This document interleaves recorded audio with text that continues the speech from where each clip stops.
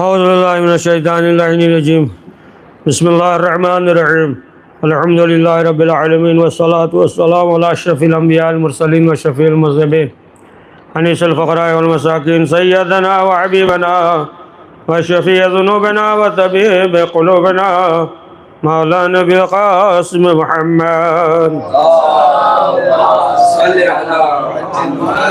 ثم الصلاة والسلام على آل الطيبين الطاهرين المعصومين واللعنة الله على أعدائهم أجمعين من يوم هذا إلى يوم الدين. أما بعد فقد قال الله تبارك وتعالى في كتابه المجيد وفرقانه الحميد. بسم الله الرحمن الرحيم. يا أيها الذين آمنوا كتب عليكم الصيام كما كتب على الذين من قبلكم لعلكم تتقون. صلوات پڑھ دے محمد.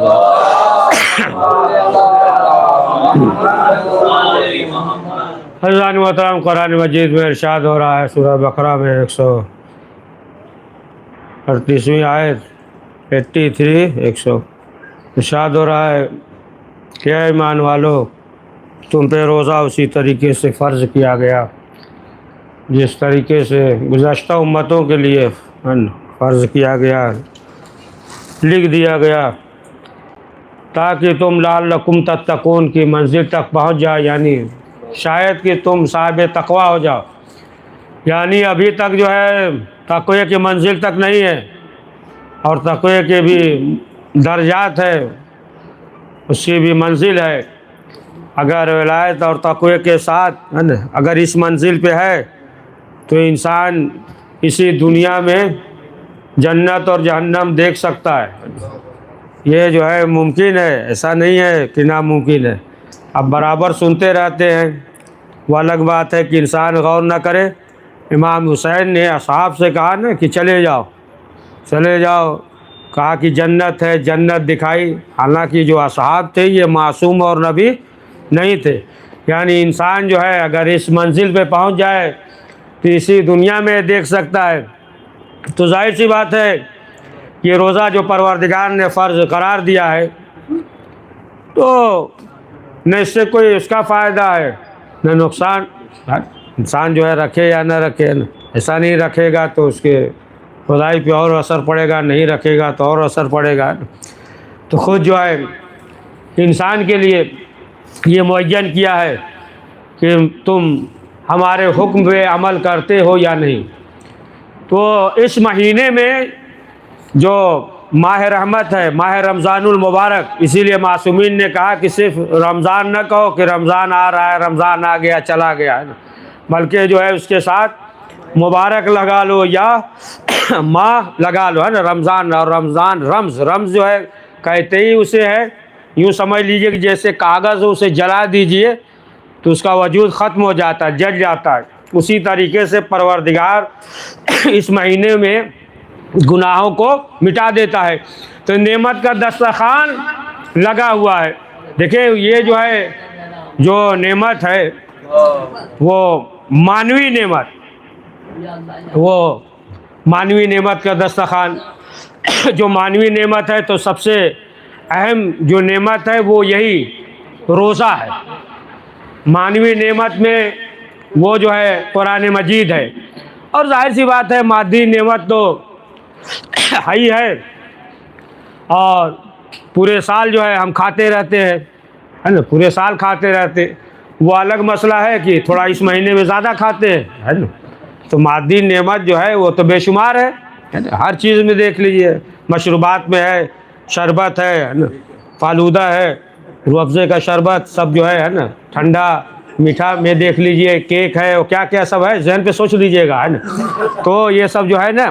اچھا روزے میں بھی اگر سوچ لے انسان، میٹھی چیز یا ترش چیز یا کھٹی چیز یا املی، اس طریقے سے ذہن پہ سوچ لے اور منہ میں پانی آ جائے تو اس سے کوئی حرج نہیں ہے نا، نگل لے تو روزہ باطل نہیں ہوگا.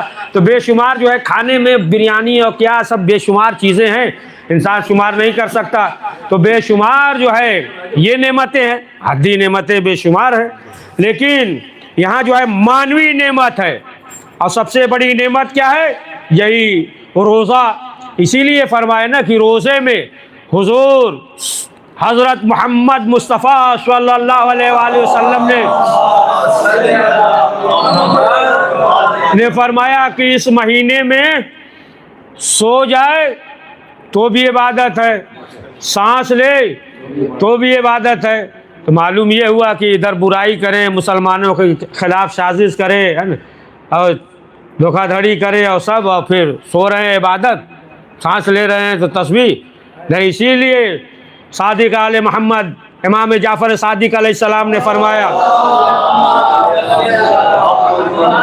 کہ آنکھوں کا بھی روزہ ہے نا، صرف شکم کا نہیں، یہ تو آسان ہے، حلال چیز سے منہ کو بند کر لے گا، لیکن حرام چیز جو ہے نا، جو غیبت وغیرہ ہے نا، تو صرف جو ہے امام نے فرمایا کہ صرف جو ہے یہی نہیں، آنکھوں کا بھی روزہ ہے، زبان کا بھی روزہ ہے، کان کا بھی روزہ ہے، ہر چیز کا، ناک، منہ، زبان، ہر چیز کا روزہ، یہاں تک کہ فرمایا کہ تمام اعضاء و جوارح کا روزہ۔ اگر اس طریقے سے روزہ ہے تو پھر اس کا سونا عبادت ہے، اور سانس لینا جو ہے وہ تسبیح کا ثواب رکھتا ہے۔ اب سوچیں، اندازہ لگائے، اگر سانس لے رہا ہے تو 1 منٹ میں کتنی مرتبہ سانس لیتا ہے؟ کتنی؟ 14 مرتبہ۔ بہرحال جو بھی، ہم ڈاکٹر نہیں ہیں، ہے نا، تو جتنے بھی سانس لیتا ہے اب آپ اندازہ لگا لیں کہ 1 منٹ میں جو ہے اگر اس طریقے سے ہے تو پورے دن جو سانس لے رہا ہے وہ تسبیح کا ثواب ہے۔ سو رہا ہے تو کہیں ہے، آپ سنیں کہیں کہ سوئے تو عبادت ہے، کہیں گے نہیں معلوم ہے ہمیں، سوچیں گے نا کہ یہ بھول گئے، ہے نا۔ ایک جگہ ہے موقع پہ کیا، وضو کر کے سوئیے تو عبادت ہے، لیکن جو ہے یہاں صرف جو ہے سوئے گا تو عبادت ہے، یعنی روزے کی حالت میں سو رہا ہے، عبادت ہے۔ تو اتنی بڑی نعمت ہے، تو ایسا نہ ہو کہ اتنی بڑی نعمت مل گئی اور ہم جو ہے قدر نہ کریں۔ شکر، دیکھیں جب انسان شکر کرے گا تو پروردگار جو ہے نعمت میں اضافہ کرے گا۔ دیکھیں اگر جو ہے 8-9 روزہ رکھ لیا تو شکر بجا لے کہ پروردگار تیرا شکر ہے کہ تو نے جو ہے یہ توفیق دیا ہے، تو پروردگار جو ہے اور اضافہ کر دے گا، یعنی صحت مند ہو جائیں گے، پورا کوئی بیماری، کوئی ایسی رکاوٹ نہیں آئے گی۔ لیکن انسان جو ہے کہ وہ پریشان ہو جاتا ہے، تھوڑی سی پریشانی آئے، دیکھیں پریشانی ہر ایک کے ساتھ ہے، یہ یاد رکھیے گا، ہمیشہ کے لیے نہیں، پریشانی آئے گی چلی جائے گی، وہ رب العزت جو ہے وہ دیکھتا رہتا ہے۔ لیکن انسان جو اتنے میں گھبرا جاتا ہے۔ ایک ذکر کر دے، 2 شخص جا رہے تھے، دوست تھے، تو اتفاق سے اوپر سے ایک پرندہ اڑا، اس کے سر پہ گندگی گرا دیا، تو اس نے کہا اللہ تیرا لاکھ لاکھ شکر ہے۔ دوسرا دوست تھا، اس نے کہا بیوقوف، اس میں کیا ہے شکر ہے، اس نے جو ہے پرندے نے گندگی گرا دی تمہارے سر پہ اور تم شکر بجا لا رہے۔ کہہ رہا اسی بات کا تو شکر بجا لا رہے، اگر آج چھت گر جاتا چھت پہ ہے نا، کوئی اور بڑی چیز گر جاتی، کہ پروردگار نے جو ہے چھوٹی سی مصیبت سے جو ہے بڑی مصیبت ٹال دیا ہے۔ تو ہم جو ہے چھوٹی مصیبت ہو تو گھبرا جاتے ہیں، پریشان ہو جاتے ہیں۔ لہٰذا جو ہے ہر ایک کے ساتھ پریشانی ہے، مشکلات ہے وہ، لیکن جو ہے ہمیشہ نہیں ہے نا، آئے گی چلی جائے گی، رب العزت دیکھتا ہے۔ لہٰذا جو ہے جو نعمت ہے ہمیں جو ہے قدر کرنا چاہیے، ایسا نہ ہو کہ اس بادشاہ کی طرح، ایک بادشاہ تھا محل میں بیٹھا ہوا اوپر اپنا اشعار پڑھ رہا تھا، اس مفہوم میں کہ ہم جو ہے بہت خوش ہیں، کوئی غم نہیں ہے، کوئی فکر نہیں ہے، بے شمار نعمت ہے، کوئی خوف نہیں، کوئی ڈر نہیں، کوئی غم نہیں۔ اتفاق سے اس کے محل کے نیچے سے ایک فقیر گزر رہا تھا، جب سنا تو اس نے بھی جو ہے زور آواز لگا کر کہا بادشاہ سلامت، تمہیں جو ہے کوئی غم و فکر نہیں ستا رہی ہے، تمہاری بادشاہت میں ہم ہیں کیا، تمہیں ہمارا غم بھی نہیں ستاتا، تمہاری رعایا میں ہیں، ہم پریشان حال ہیں، تم پریشان نہیں ہو تو بہت خوش ہو اور ہم پریشان ہیں۔ بادشاہ نے کہا ظاہر سی بات ہے کہ یہ 10 جگہ بیان کرے گا، لہٰذا جو ہے اسے دے دو، دولت وغیرہ دے دو تاکہ بادشاہت میں بھی اثر پڑے اور اس کی پریشانی دور ہو جائے۔ خادم سے کہا لے جاؤ اس کو اشرفی، اس کے دامن میں دے دو۔ جب لے کر آیا اس کے پاس لباس ہی نہیں تھا، کہا بادشاہ کیا دامن بھرو گے اشرفی سے، ہمارے پاس تو دامن ہی نہیں ہے۔ تو اس نے کہا اچھا اسے بہترین فاخرہ لباس دے دو، بہترین لباس دیا گیا. اب جو ہے دامن اشرفیوں سے بھر دیا. اب گیا 2-3 دن میں خرچہ اڑا پھڑا کر پھر آ گیا ہے نا. پھر آنے کے بعد آواز دے رہا ہے کہ تمہیں جو ہے ہماری بھی فکر نہیں. بادشاہ نے کہا کون ہے؟ کہا وہی جو 2 دن پہلے آیا تھا نا، 2 دن پہلے آیا تھا وہی آ رہا. تو بادشاہ نے کہا مار کے بھگاؤ اس کو مار کے بھگاؤ. اسے جو ہے نا یوں ہی نعمت مل گئی فری میں اور قدر نہیں کیا. اس کی مثال جو ہے اس چھلنی کی سے ہے نا، جیسے چھلنی ہوتی ہے پانی نہ رکے، چھلنی جیسی ہے. لہٰذا جو ہے اس سے بھگا دو، اس لیے کہ اسے نعمت ملا لیکن قدر نہ کیا.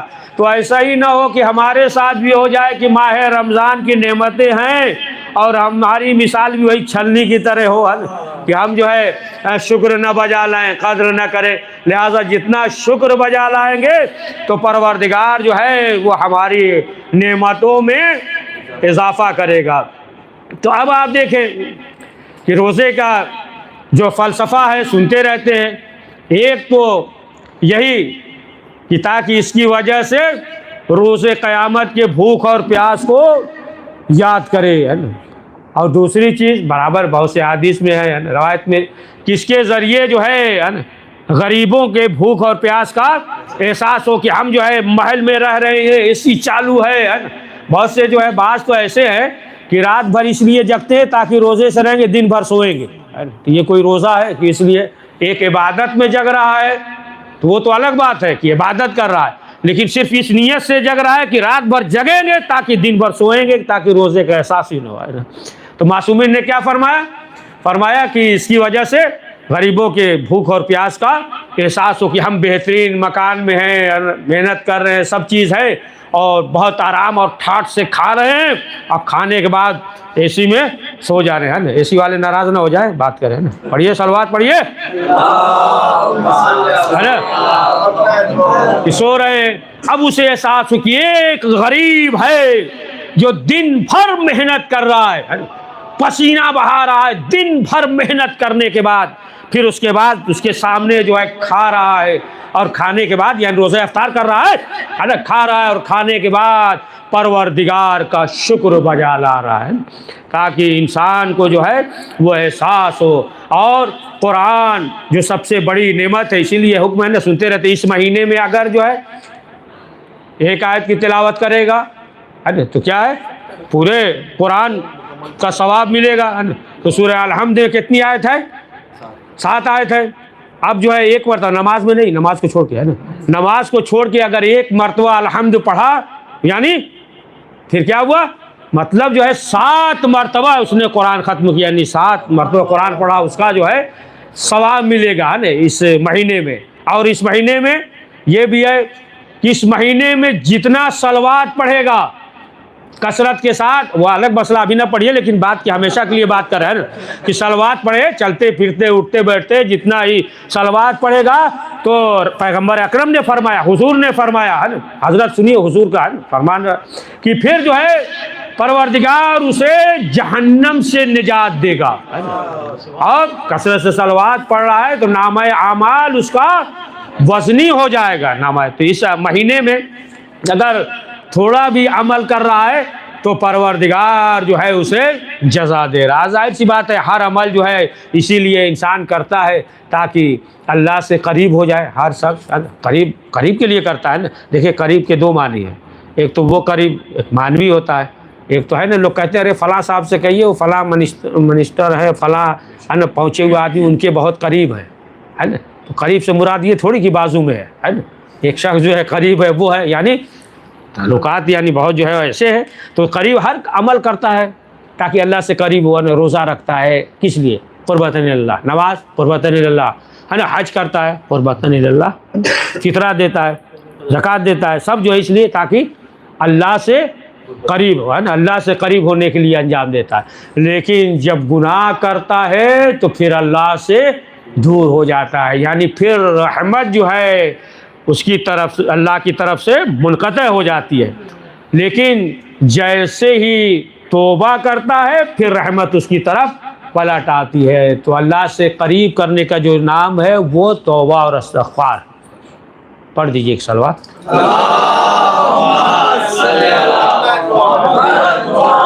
سمجھے؟ تو یہ مہینہ جو توبہ اور استغفار کا ہے نا، تو اسی مہینے میں ہے نا بہت سی ہے نا مناسبتیں، بے شمار مناسبتیں ہیں. تو ایک مناسبت اسی مہینے میں جو آج کی شب ہے وہ ام المومنین جناب خدیجہ سلام اللہ علیہا کی وفات اسی تاریخ میں، یعنی 10 ماہ رمضان المبارک. اور ظاہر سی بات ہے جناب خدیجہ نے دین اسلام کے لیے پوری دولت جو ہے صرف کر دیا نا، دین کے اسلام کے لیے دولت کو الٹا. دیکھے سخاوت جو ہے ایک ایسی چیز ہے کہ سخاوت جب انسان کرتا ہے نا تو اگر واجب القتل ہو جائے تب بھی اللہ اس کو حیات دے دیتا ہے، زندگی بڑھا دیتا ہے.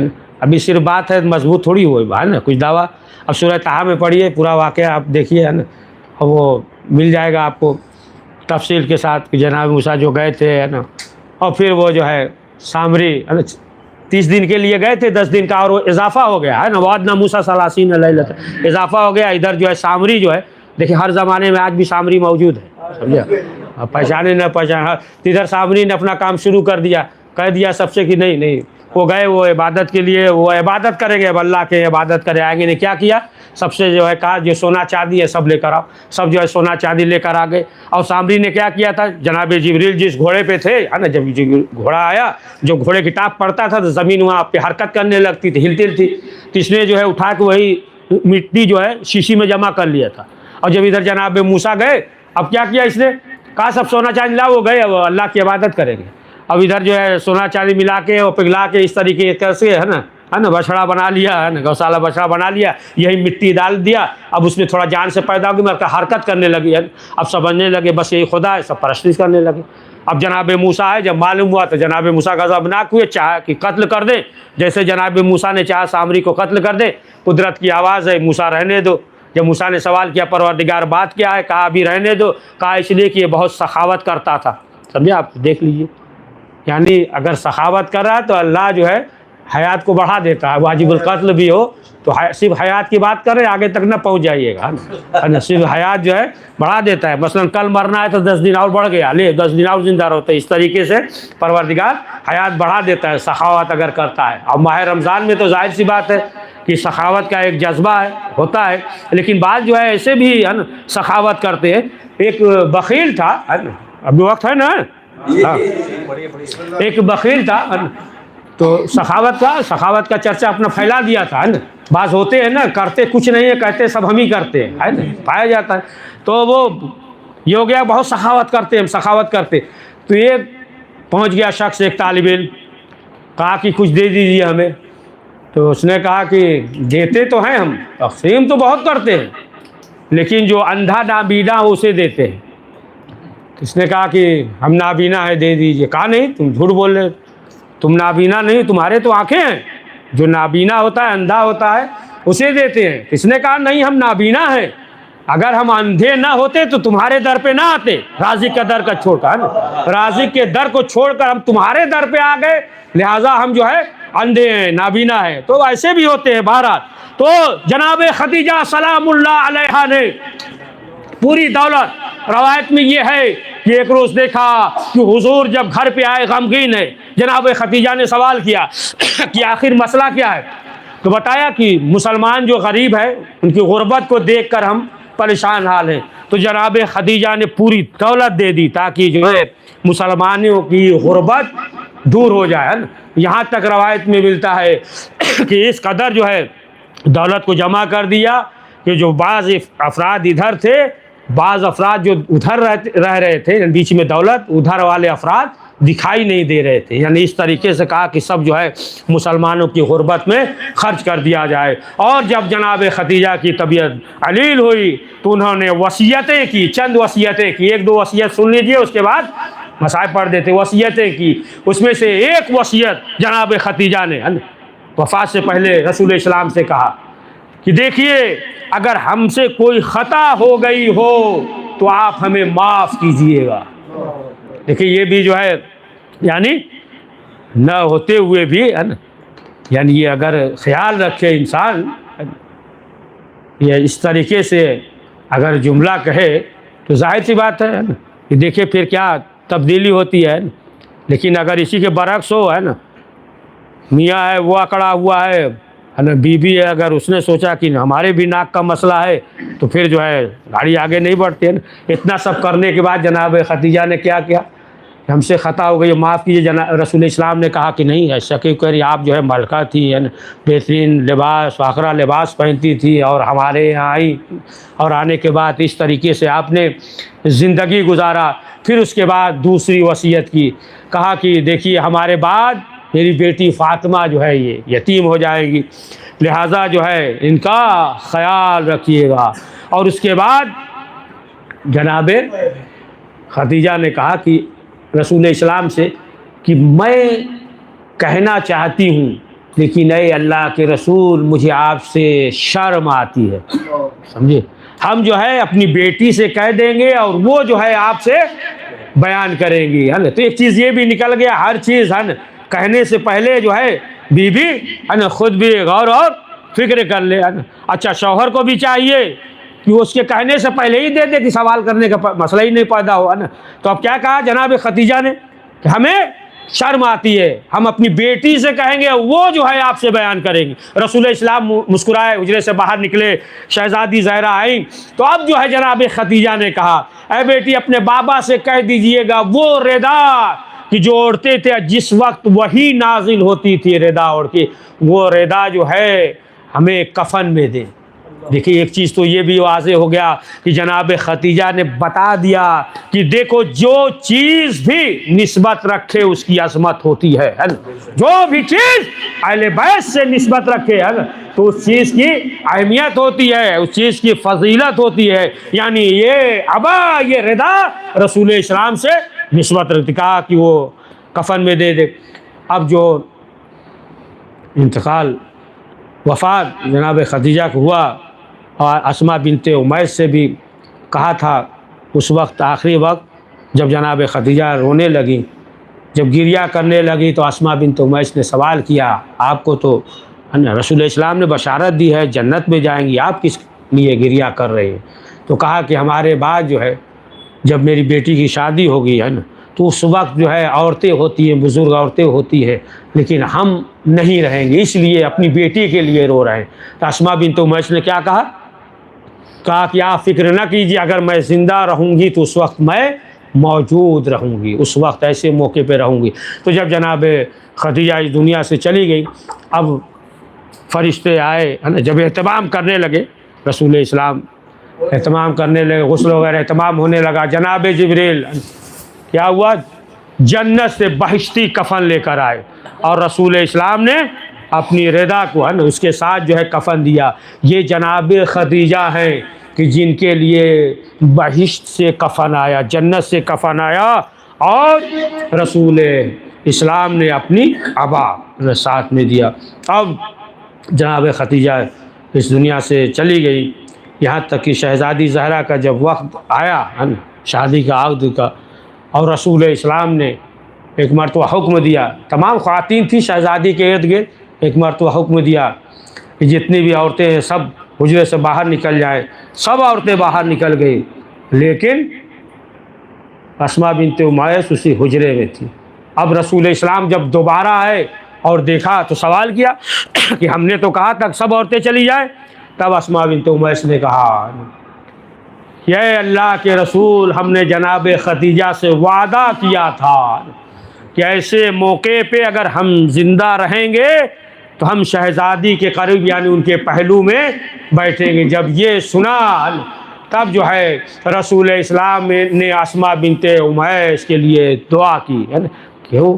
اس لیے کہ انہوں نے وعدہ کیا تھا، اسماء بنت امیس نے وعدہ کیا تھا، وعدہ کیا اور اسی طریقے سے اس پہ عمل کیا۔ ہاں تو معلوم یہ ہوا کہ انسان اگر وعدہ کر رہا ہے تو یہ بھی واجب ہے کہ پھر اسے ادا کرے۔ ایسا نہیں ہے کہ اگر دیکھ لیا کہ مفاد ہے تو معلوم یہ ہوا کہ ٹھیک ہے، اگر مفاد نہ ہو اگر وعدہ عہد کر لیا ہے، نیت کر لی ہے تو پھر اس پہ عمل کرنا ضروری ہے۔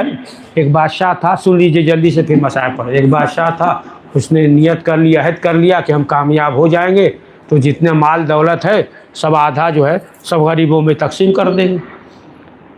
اب جو ہے کامیاب ہو گیا، جو نیت کیا تھا، منت وغیرہ مانا تھا، عہد کیا تھا کہ یہ کر دیں گے، آدھا دے دیں گے غریبوں میں، آدھے سے زیادہ ہی دے دیں گے۔ اب جب کامیاب ہو گیا اب سوچنے لگا اب دے یا نہ دے۔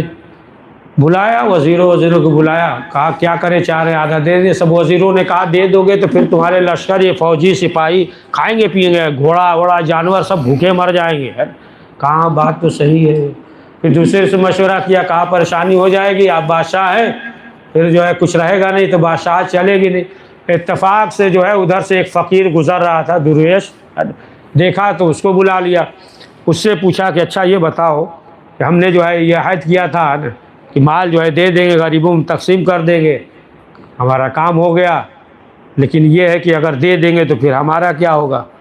تو کہا کہ دیکھیے، جس نے جو ہے کل دیا تھا وہی کل بھی دے گا، آپ جو ہے اس پہ عمل کریے، جو اس نے پہلے دیا تھا وہی جو ہے بعد میں بھی دے گا۔ یعنی انسان جو اس پہ عمل کرے، توکل و بہرحال اسماء بنت عمیس نے جو وعدہ کیا تھا اس طریقے سے عمل کیا۔ تو ہاں عزیزان محترم، ماہ رمضان المبارک کی آج 10 کی شب ہے، جناب ختیجہ اس دنیا سے گئی اور رسول اسلام نے غم کا سال قرار دیا ہے۔ محسن اسلام جناب ابو طالب اور جناب ختیجہ جو ہے اس دنیا سے گئی تو غم کا سال قرار دیا۔ تو ظاہر سی بات ہے کہ ان کا ذکر ہونا چاہیے، یادیں ہونی چاہیے کس طریقے سے قربانی دی۔ اگر آج جناب ختیجہ کی یہ ایثار قربانی نہ ہوتی تو یہ کلمہ جو ہے رسول اللہ کلمہ یہ مکے تک جو ہے صحرا تک رہ جاتا، لیکن آج پوری دنیا میں جو آواز گونج رہی ہے محمد رسول اللہ، یہ سب جو ہے جناب ختیجہ کا ایثار اور قربان ہے، یا جناب ختیجہ یا ان کی نسل، ان کی اولاد ہے۔ مولا علی کے علاوہ اگر دیکھ لیں تو مولا علی بھی داماد ہے، وہ بھی اولادی کے حکم میں آتی ہے، تو اولاد نے قربانی دی اور دین اسلام کو بچایا۔ ہاں عزیزان محترم، جناب ختیجہ اس دنیا سے چلی گئی، رسول اسلام غمگین تھے، یاد کرتے تھے۔ تو عزیزان محترم، جو بھی انسان اس دنیا سے جاتا ہے، عام انسان جو عمل خیر ہوتا ہے یاد کرتا ہے، ذکر کرتا ہے۔ ہاں عزیزان محترم، آپ دیکھیں انہیں ختیجہ کا فرزند امام حسین جب کربلا میں آئے، تمام اصحاب و بنی ہاشم شہید ہو گئے، اب کوئی نہ رہا۔ امام حسین نے حل من ناصر ینصرنا کی صدا استغاثہ بلند کیا، علی اصغر نے اپنے آپ کو گرایا، امام حسین آئے اور کہا بہن زینب کیا کوئی بچہ پیاس سے تڑپ کر مر گیا؟ کہا نہیں بھیا، جب سے آپ نے صدا استغاثہ بلند کیا علی اصغر نے اپنے آپ کو گہوارے سے گرا دیا۔ امام حسین علی اصغر کو لے کر میدان میں آئے، ادھر ہرمرا کا تیر چلا، علی اصغر کو امام حسین نے ننھی سے قبر بنا کر دفن کر دیا۔ یہ پہلا شہید تھا، اب کون ہے؟ کوئی نہیں ہے۔ اب امام حسین جو خیمے سے نکلے، کبھی دائیں جانب دیکھ رہے ہیں، کبھی بائیں جانب دیکھ رہے ہیں۔ شہزادی زینب خیمے سے باہر آئی اور کہا بھیا حسین، آج آپ کو زینب سوار کرائے گی۔ ہاں عزادارو، امام حسین کو شہزادی نے سوار کیا، امام حسین میدان میں آئے، ظالموں نے حملہ کیا، تیر چلا، نیزہ چلا، ایک تیر امام حسین کے سینے پہ ایسا لگا کہ گھوڑے پہ سنبھلا نہ گیا۔ ذوالجناح نے گھٹنے کو زمین پر ٹیکا، رسول کی امانت کو زمین کربلا کے حوالے کیا، آندھیاں چلی، زمین کربلا ہلی، شہزادی ایک بلندی پہ آئی، کیا منظر دیکھا دیکھا، خدا کسی بہن کو یہ منظر نہ دکھائے۔ یہ آزادارو، کوئی بھی بھائی اگر بہن سے جدا ہو جائے، 5 سال کے بعد آئے، 10 سال کے بعد آئے، تب بھی بہن بھائی کو پہچان جاتی ہے۔ لیکن چند لمحے ہوئے تھے، شہزادی ایک بلندی پہ آئیں، بھائی کو نہ پہچانا، تعجب سے کہا ارے حل انت اخی، ارے کیا تو ہی میرا بھائی ہے؟ ہاں آزادارو، بس آگے بڑھ کر ایک فقرہ، یہ لوٹا ہوا قافلہ جب کربلا سے کوفہ چلا، جب کوفے کے جانب چلا، بس آخری فقرہ جانب چلا، تو کوفے میں عورتیں چھت پہ بیٹھے یہ منظر دیکھ رہی تھی کہ خارجیوں نے خروج کیا ہے۔ تو چھت پہ ایک کنیز خدا بیٹھی ہوئی تھی، اس کی نگاہ نظر جناب سکینہ پہ پڑی۔ جب جناب سکینہ پہ پڑی تو اس نے اپنے کنیز سے کہا کہ کھانا لے کر آؤ، آب و طعام لے کر آؤ۔ اب جو ہے لے کر آئی شہزادی زینب کے پاس، سکینہ کے پاس بیٹھ گئی، کہا بی بی یہ کھانا ہے، یہ کھا لو اور ہمارے حق میں دعا کرو۔ شہزادی زینب نے سوال کیا کہ یہ بتاؤ کہ تمہاری حاجت کیا ہے؟ یعنی شہزادی زینب نے بتایا کہ دیکھو تم ہمیں محتاج نہ سمجھنا، بس آخری فقرہ شہزادی نے سوال کیا بتاؤ کہ تمہاری حاجت کیا ہے؟ کہا دعا کر دیجئے کہ جس طریقے سے یہ بچے یتیم اور اسیر ہوئے ہیں، ہمارے بچے یتیم اور اسیر نہ ہو۔ شہزادی نے ہاتھوں کو بلند کر کے دعا کی، بچوں نے آمین کہی۔ کہا اور کوئی حاجت؟ کہاں ایک حاجت اور ہے، دعا کر دیجئے مدینے جانا نصیب ہو۔ شہزادی نے سوال کیا یہ بتاؤ مدینے جا کر کیا کرو گی؟ کہا ہم اپنی شہزادی زینب کی زیارت کریں گی۔ شہزادی نے کہا کہ اگر زینب کو یہاں دیکھو گی تو پہچان جاؤ گی۔ کہا یہ کیسے ہو سکتا ہے؟ کہاں شہزادی اور یہاں شہزادی ہو؟ ایک مرتبہ شہزادی زینب نے چہرے سے بالوں کو ہٹایا، اے ام حبیبہ تو نے پہچانا نہیں، دیکھ میں زینب ہوں۔